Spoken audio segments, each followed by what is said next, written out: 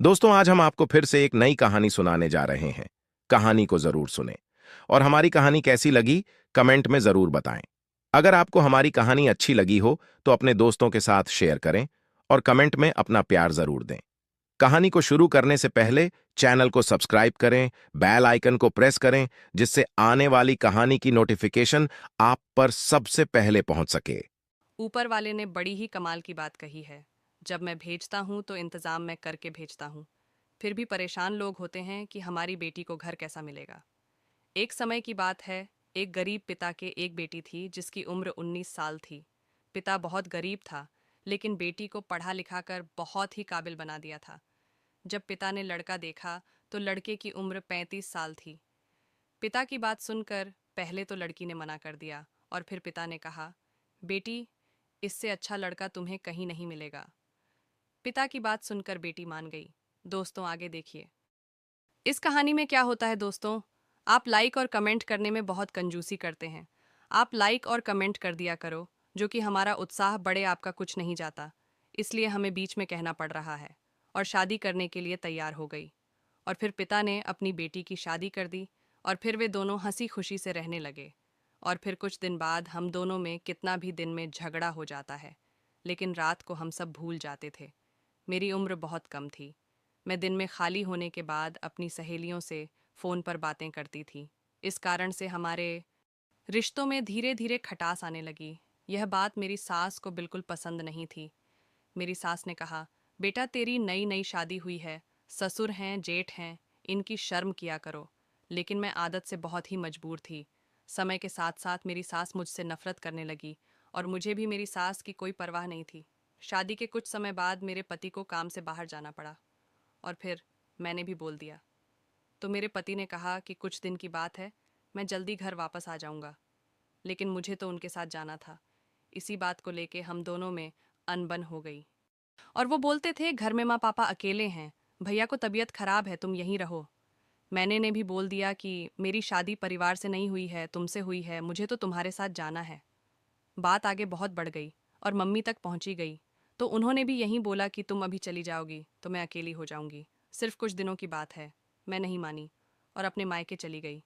और फिर मेरे पति घर पर वापस आ गए, लेकिन मुझे फ़ोन भी नहीं किया।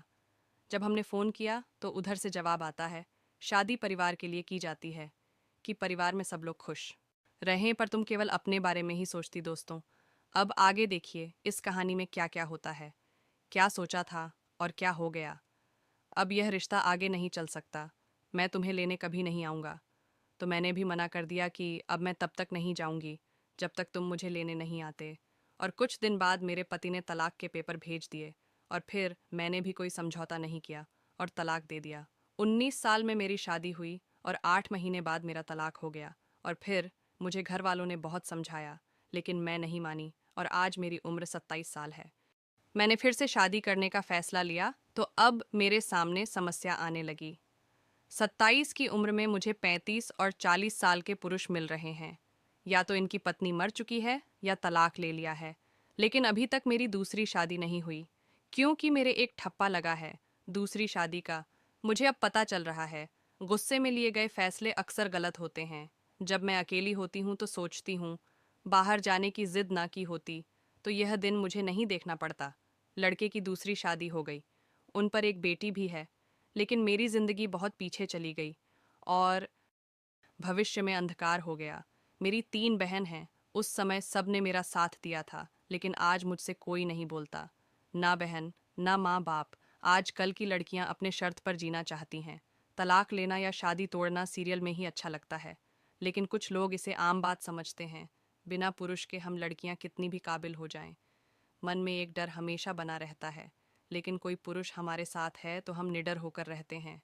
मैं आज अपनी सभी बहनों से यह बोलूँगी कि कुछ भी हो जाए, कभी भी छोटी छोटी बातों पर तलाक जैसा फैसला मत लेना, क्योंकि इसके बाद तुम्हारी ज़िंदगी और ज़्यादा बेकार हो जाएगी। अगर मेरी बात किसी को बुरी लगी हो तो मुझे क्षमा कर देना। किसी को ठेस पहुंचाने का मेरा कोई इरादा नहीं है। और अगर बात अच्छी लगी हो, हमें कमेंट में ज़रूर बताना। आज की हमारी कहानी को सुनकर आप सभी लोगों को कैसा लगा आज की कहानी? यहीं तक अगर हमारी कहानी आपको अच्छी लगी हो तो अपने दोस्तों के साथ शेयर ज़रूर करें। कमेंट में हर हर महादेव लिखना ना भूलें। दोस्तों, आज आपको हमारी कहानी कैसी लगी? कमेंट में जरूर बताएं। अगर आपको हमारी कहानी अच्छी लगी हो तो अपने दोस्तों के साथ शेयर करें और कमेंट में अपना प्यार जरूर दें। चैनल को सब्सक्राइब करें, बेल आइकन को प्रेस करें, जिससे आने वाली कहानी की नोटिफिकेशन आप पर सबसे पहले पहुंच सके। राधे राधे।